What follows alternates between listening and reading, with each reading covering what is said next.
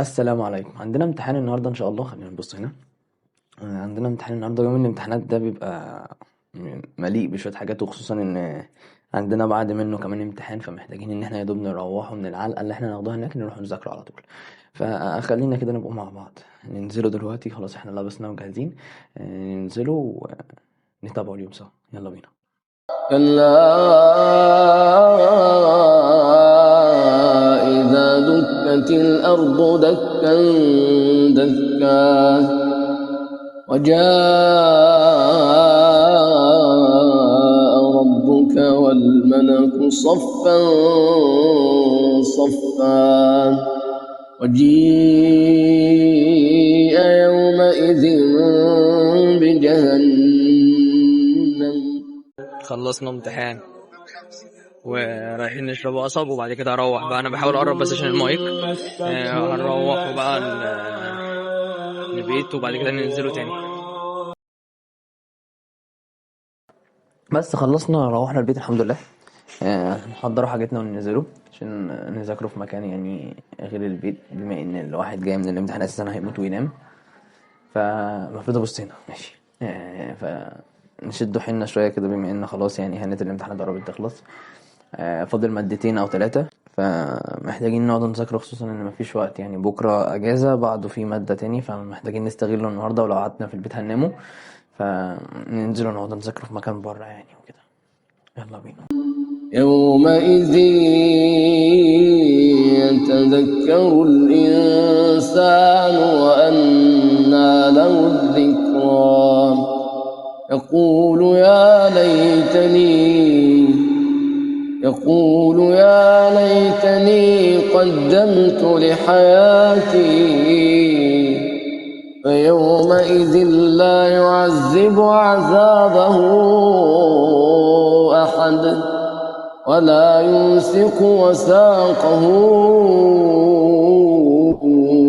أحد. يا أيتها النفس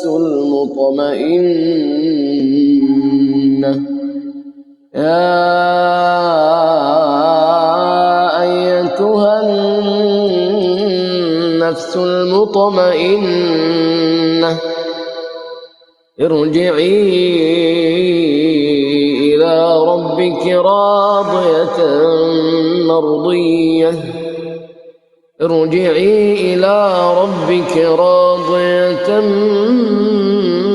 مرضية ادخلي في عبادي وادخلي جنتي. مفيش بربع جنيه إضاءة.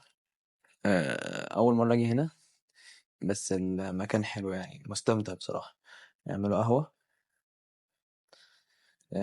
ونكمله يعني. انجزنا شوية حاجات كده، فقلنا ناخده شوت قهوة يساعدنا كمان. عايزين حتى نخلصوا محاضرة أو 2 ويبقى حلو كده، وعندنا بكرة نكمله.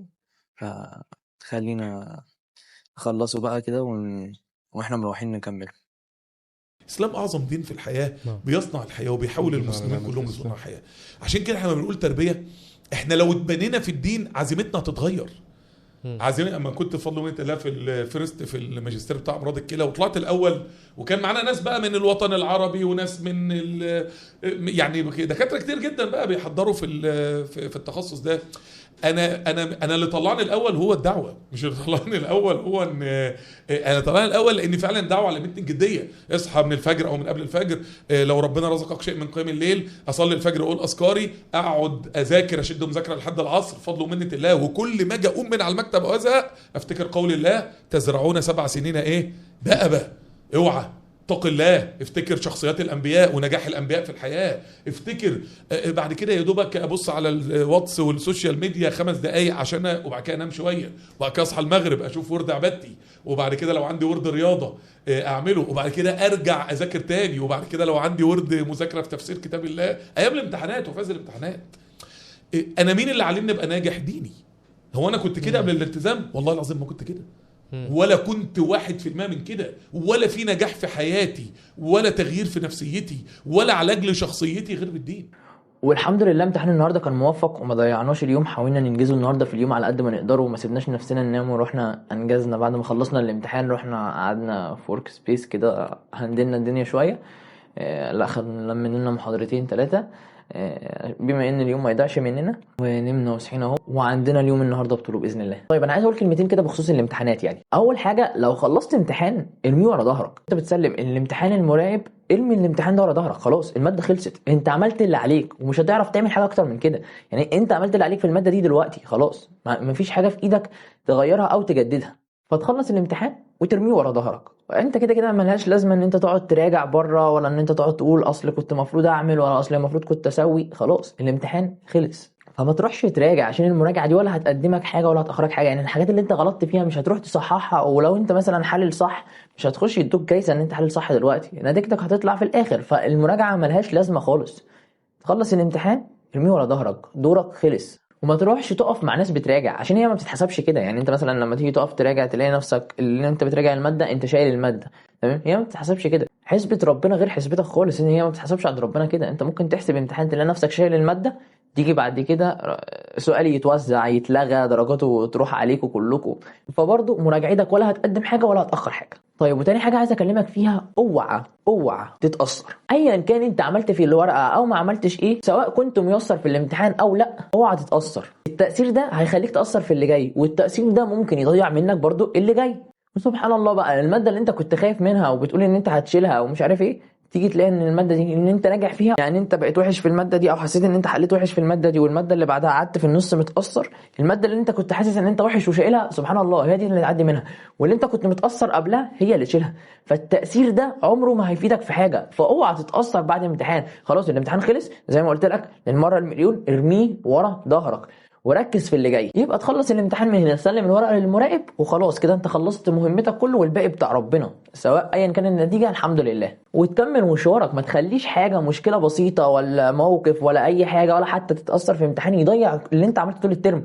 ما تخليش الورقه دي تخليك تشيل الترم كله، ما تخليش الورقه دي تاثر عليك في اللي جاي. وصدقني كلام ربنا كبير، فخلاص الحمد لله على اي حال، واللي حصل حصل مش مهم، فسيبها على ربنا وتوكل، وما تتأثرش بالامتحان، وما تراجعش، وركز على اللي جاي. خلاص اللي راح فات انساه، تمام؟ وخلي قدامك اللي جاي. وبس كده، ده اللي كنت عايز اقوله يعني في فلوج النهارده. يعني الحمد لله انجزنا يعني هنقعد نكمله بقى لحد ما نخلص الامتحانات. ما اعرفش الفلوج ده هينزل بعد الامتحانات ولا قبل الامتحانات، بس عموما يعني خير ان شاء الله. يا رب ننجحوا كلنا الترم ده ونجيبوا الدرجات اللي كان نفسنا فيها، وايا كانت الدرجه برضو اللي هتطلع، لو ما كانتش الدرجه اللي انت عايزها او اللي كان نفسك فيها، صدقني ربنا هيكرمك في الترم الجاي، وان شاء الله الترم الجاي يكون احسن من الترم ده بكتير. وبس كده، سلام.